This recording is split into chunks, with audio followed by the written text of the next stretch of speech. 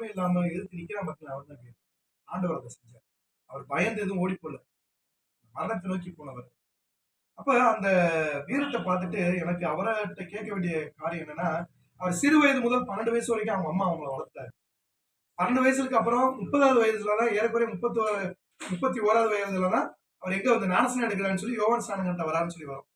இடைப்பட்ட காலத்துல அவர் எங்க இருந்தாருன்றது எனக்கு வேதாகமத்துல சரியா சொல்லப்படாது.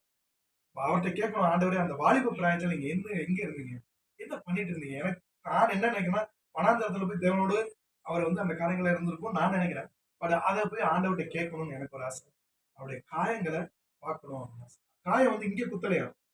இங்க அடிச்சிருப்பாங்களாம் ஆணிய. மணிக்கட்டு. இங்க அடிச்சா தான் அந்த வலி வேதனை அவ்வளவு மோசமா. அப்படி அரைஞ்சு அவர் வந்து அந்த காயத்தை நம்ம பார்க்கணும். அவர்ட்ட நம்ம எப்படி பார்க்க போறோம், அழுகாம இருக்க போறோம் தெரியல. ஆனா அங்க சொல்லியிருக்காங்க கண்ணீர் இல்ல அப்படின்னு சொல்லியிருக்காரு. அப்படிப்பட்ட இயேசு கிறிஸ்துவை பார்க்கணும்னு எனக்கு ஒரு ஆசை. சரிங்களா? அதே போல எனக்கு இன்னொரு ஆசை என்ன அப்படின்னா, உங்க எல்லாரையும் நம்ம பார்க்கணும்னு எனக்கு ஆசை. சரிதானா? அப்ப அத நம்ம பார்க்கும் பொழுது இந்த ஆசை நம்மளுக்கு இன்பம் சொல்லுவாங்க. சரிதானா? அதனால நாம எல்லாரும் என்ன செய்வோம், அவரை போய் பார்க்கணுன்ற ஆர்வத்துல.